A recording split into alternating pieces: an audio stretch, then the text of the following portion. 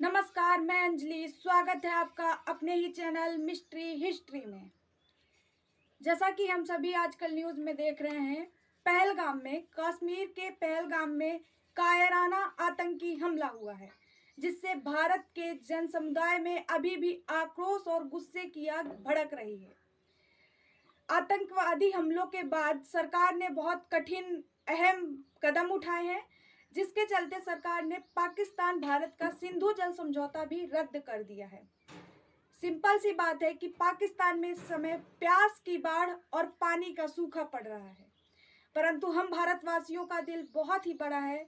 भारतवासी वसुधैव कुटुंबकम को लेकर चलते हैं, पूरे विश्व को अपना परिवार समझते हैं, जिसके चलते कुछ यूट्यूबर्स ने, कुछ यूट्यूब क्रिएटर्स ने पाकिस्तान को पानी देने की बात मान ली है। परंतु वह पानी कैसा मिलेगा ये उन यूट्यूबर्स से ही जानते हैं। आइए जानते हैं उनकी जुबान में। पाकिस्तान वालों के लिए एक बहुत बड़ा प्रस्ताव लेके आए। ध्यान से सुनना तुम लोग। जो इंडिया पानी तुम लोग का बंद किया है ना, और जो तुम लोग त्राही हुए हो, हम जानते हैं तुम लोग बहुत बड़े फुहर पहले ही से हो। फुहराई का और मौका मिल गया है तुम लोगों को, लेकिन फिर भी हम आए हैं तुम लोगों का भला सोच के। देखो पीछे समुद्र दिख रहा है, इस समुद्र का पानी हम बांट रहे हैं। तुम लोगों को करना क्या है, हमको फॉलो करना है। आजा की डीएम में मैसेज करना, पापा पानी दे दीजिए। लेकिन हाँ, तमीज से करना। पहली बात, तमीज से मैसेज आना चाहिए एकदम। हाथ जोड़ के पापा पानी दे दीजिए प्लीज। एक बाल्टी पानी तुरंत गप से निकाल के इसमें से देंगे। एक मैसेज पे एक बाल्टी पानी। जितनी बार पापा बोलोगे उतना बाल्टी पानी मिलेगा। अब देख लो तुम लोग, जल्दी कमेंट करो। ज्यादा देर तक ऑफर नहीं है, ये आज भर का है। जल्दी कर दो, देखते हैं कौन कौन करता है। चलिए कर सन रेस, सारे कुछ जल्दी कर सन। पाकिस्तान के पूरे पानी को रोक लेना चाहिए और गर्मी के दिन में पूरा पानी रोक ले। और जब बरसात का समय आएगा तो पाकिस्तान तब तक तो गर्मी में पूरा जल चुका रहेगा। बरसात के समय आएगा जब पूरा लबालब होगा तो बांध खोल दे। एक सुखा के मारो, फिर दहवा के मार दो। यहाँ पे दोनों का बुलडोजर यूपी में चलता है, परंतु इस बुलडोजर का दहशत भारत के हर प्रदेश में दिखता है। जब भी कहीं किसी प्रदेश में किसी प्रकार की कोई घटना होती है तो लोग यूपी के योगी बाबा को ही याद करते हैं। पहलगाम में जो अभी कायराना आतंकवादी हमला हुआ, इस पे यूपी के योगी जी का गुस्सा फूट करके सामने आया और उन्होंने बताया कि इन दंगाइयों का, इन आतंकवादियों का वो कैसे इलाज। अगर ये दंगाई उत्तर प्रदेश में इस प्रकार से अत्याचार करते, अब तक मैं इनको लटका करके, उल्टा लटका करके ठीक कर देता और वह हाल इनके कर देते, इनकी 7 पीढ़ियां भूल जाती कि दंगा कैसे होता है।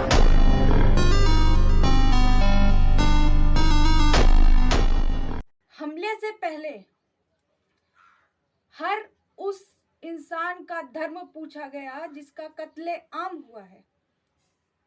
क्या ये एक साजिश थी हिंदू और मुसलमान को लड़वाने की, या फिर कोई और मकसद था?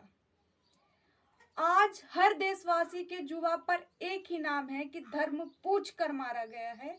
भारत में हिंदू होने पर मरना पड़ता है। जी हाँ दोस्तों, माना गया कि धर्म पूछकर मारा गया है, पर इसको लेकर के हम आपस में बैर नहीं रख सकते, क्योंकि अगर किसी ने धर्म पूछकर मारा है तो किसी ने धर्म को भुला करके कई लोगों की जान भी बचाई है। जी हाँ दोस्तों, आदिल शाह और सज्जाद, इन दोनों लोगों ने मिलकर के 11 लोगों की जान बचाई। आदिल शाह आतंकवादियों से भिड़ गए, जिसके चलते 3 गोलियां इनको लगी और ये शहीद हो गए। सज्जाद उनके भाई, जिन्होंने 11 लोगों की जान बचाई है। हमको ये भी याद रखना होगा कि भले ही आतंकवादियों का धर्म हो सकता है, परंतु इंसानियत का धर्म नहीं होता। इंसानियत किसी धर्म, जात, पंथ, निरपेक्ष को नहीं देखती। इंसानियत का सिर्फ एक ही धर्म है, इंसानियत। भारत पहले से ही किसी पर आक्रमण नहीं करता। ये बात सिर्फ पाकिस्तान ही नहीं, विश्व के अन्य कई देश, या कहें विश्व का हर एक देश जानता है। भारत पहले से कभी किसी पर भी आक्रमण नहीं करता। लोगों का मानना है कि भारत न्यूट्रल पॉलिसी को अपनाता है, परंतु अब न्यूट्रल पॉलिसी नहीं मानी जा रही है। ये साफ साफ मोदी जी कह रहे हैं। वो कह रहे हैं कि अब भारत को शांत ना समझा जाए। अगर भारत पर कोई आतंकवादी हमला होता है या किसी भी प्रकार का हमला होता है तो भारत आगे बढ़कर ईंट का जवाब पत्थर से देगा, मुंह तोड़ जवाब देगा। मोदी जी ने ये बात खुद अपने ही शब्दों में, क्लियर कट शब्दों में पूरे विश्व को, साथ ही कायर आतंकिस्तान पाकिस्तान को भी बताया है। दुनिया का एक सोच रही है कि भारत न्यूट्रल है। भारत न्यूट्रल नहीं है। भारत का अपना पक्ष है और भारत का पक्ष है शांति। हम पहले दिन से ही, और मैंने राष्ट्रपति पुतिन को उनकी मौजूदगी में मीडिया के सामने कहा था कि ये समय युद्ध का नहीं है, और मेरा एक कन्विक्शन है कि समस्याओं का समाधान युद्ध के मैदानों में नहीं निकलता है, वो टेबल पर चर्चा करके ही निकलता है। इस कायराना हमले के बाद कश्मीरियों के दिल पे क्या गुजर रही है, कश्मीरी क्या चाहते हैं। कश्मीरी टूरिस्ट को अपनी जान मानते हैं, टूरिस्ट के लिए रो रहे हैं। उनका कहना है कि हम अपनी रोजी रोटी कम कर देंगे, परंतु टूरिस्ट आना कम नहीं होना चाहिए। जो टूरिस्ट वहां रुके हुए हैं वो उनको घर देने के लिए तैयार है कि जब तक आप सेफ नहीं हो जाते, निकलने लायक नहीं हो जाते, तब तक आप हम कश्मीरियों के घर पे रुकिए। इस कायराना हमले के बाद कश्मीरियों के दिल पे क्या गुजर रही है, कश्मीरी क्या चाहते हैं। कश्मीरी टूरिस्ट को अपनी जान मानते हैं, टूरिस्ट के लिए रो रहे हैं। उनका कहना है कि हम अपनी रोजी रोटी कम कर देंगे, परंतु टूरिस्ट आना कम नहीं होना चाहिए। जो टूरिस्ट वहां रुके हुए हैं वो उनको घर देने के लिए तैयार है कि जब तक आप सेफ नहीं हो जाते, निकलने लायक नहीं हो जाते, तब तक आप हम कश्मीरियों के घर पे रुकिए। बड़े दुख की बात है, कश्मीर आज रो रहा है, आज पूरा भारत रो रहा है। देखो, ये जो कल इंसिडेंट हुआ है पहलगाम में, ये ता कयामत ना भूलने वाला दिन है। ये दिन हम कभी नहीं भूल सकते। किसी को सिंदूर मिटा के तो किसी बच्चे को अर्पण बन के, यतीम बनकर चले गए वो। मतलब क्या उनको एक्सपेक्ट था हम वैसे जाएंगे। ये देखो पाकिस्तान स्पॉन्सर्ड टेररिज्म की कैसे वहशियाना हरकतें हैं। और इस टाइम देखो बात कश्मीर पर आ गई। इस टाइम देखो कश्मीर पूरा रो रहा है। ये पूरे कश्मीर में नहीं, पूरे हिंदुस्तान में मातम है। हर स्टेट में एक एक, दो दो, तीन तीन बंदे हैं।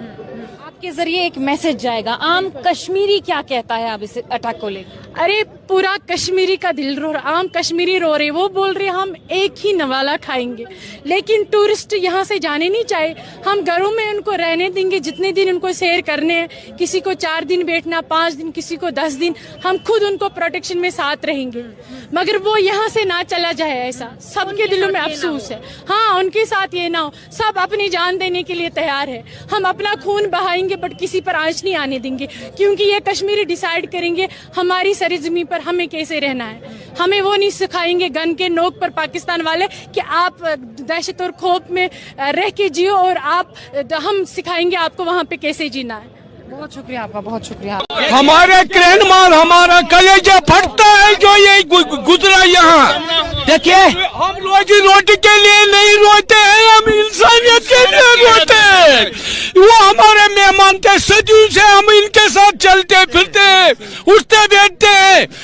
ये रोजी रोटी का सानवी मसला है। दूसरा, पहले इंसान दर्द दिल के वास्ते पैदा किया इंसान को, के लिए कुछ करना चाहिए करो भैया। खुदा ताला ने हमें पैदा किया है एक दूसरे का दुख सुख बांटने के लिए, नहीं तो इबादत के लिए लाखों फरिश्ते हैं खुदा को। हम मरते, हम क्या बताए। जब हम वो वीडियो देखते हैं उस बच्ची का जो 6 दिन पहले जिसकी शादी हुई और उसके पति के सराहने रोती है, हमारे ऊपर आसमान गिर पड़ता है। हम उसी बेटी को कहते हैं तुम्हारे माता पिता से ज्यादा हमें तकलीफ है तुम्हारी हालत होने से। हम खुदा से दुआ करते हैं तुम्हारे पति की आत्मा को शांति मिले और आपको सब्र मिले। और आप यकीन रखो तुम्हारे माँ बाप से ज्यादा हमें तकलीफ है तुम्हारी। इसका ये एक हमला नहीं था, एक साजिश थी। निर्दोष लोगों का जान लिया गया है। शायद किसी भी इस्लाम, कुरान या किसी भी धर्म में ये नहीं कहा जाएगा कि आप कत्लेआम करें, खून की नदियां बहाएं या किसी बेकसूर की जान ले लें। किसी का धर्म ये नहीं कहता है कि आप आपस में बैर रखें और उस बैर के चलते किसी दूसरे की जान ले लें, किसी के घर को उजाड़ कर रख दें।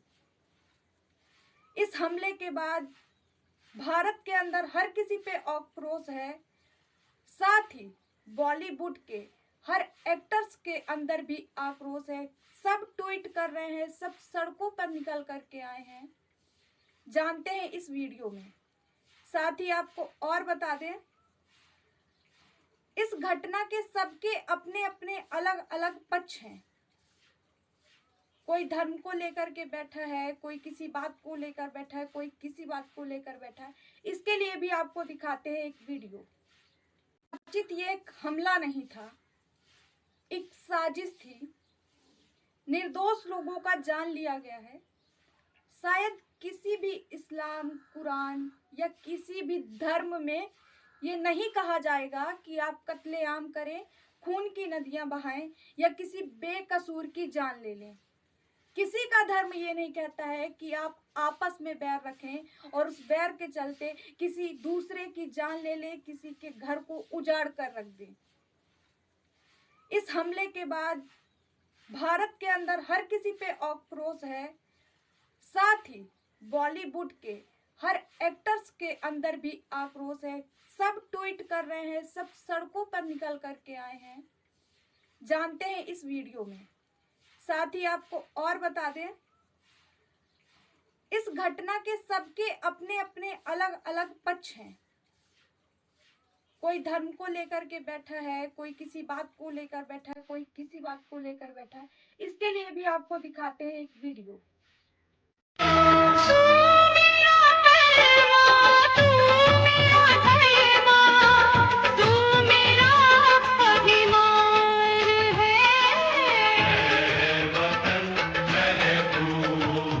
आज 3 दिन हो गए हैं, अभी तक एक भी इस्तीफा क्यों नहीं आया या कोई भी किसी ने भी अकाउंटेबिलिटी क्यों नहीं लिया? वो बात कर रहे हैं हम पानी रोक देंगे, हम पाकिस्तान का ये कर देंगे, हम वो कर देंगे। अरे पानी रोकने से क्या होगा? आप मुझे बताइए, आप क्या सरकार और क्या डिफेंस और क्या आप होम मिनिस्ट्री चला रहे हैं? आपसे अभी तक वो आतंकवादी पकड़े तक नहीं गए हैं। बेवकूफ नहीं है हम लोगों को सब समझ आता है। और जो लोग बेवकूफ बन के घर में बैठे हैं और हिंदू मुस्लिम कर रहे हैं ना, तो बात बात पे ये बात कह रहे हैं कि मुसलमान ही आतंकवादी होता है। तो मैं उनसे ये सवाल करती हूँ, 1984 के दंगों में जो सिख समुदाय मरा था, उसको क्या मुसलमान ने मारा था? जिन्होंने जय श्री राम के नारे लगाकर मुसलमानों को उकसाया कि आप जय श्री राम बोलो, और जब उन्होंने नहीं बोला तो उनका कत्ल कर दिया गया।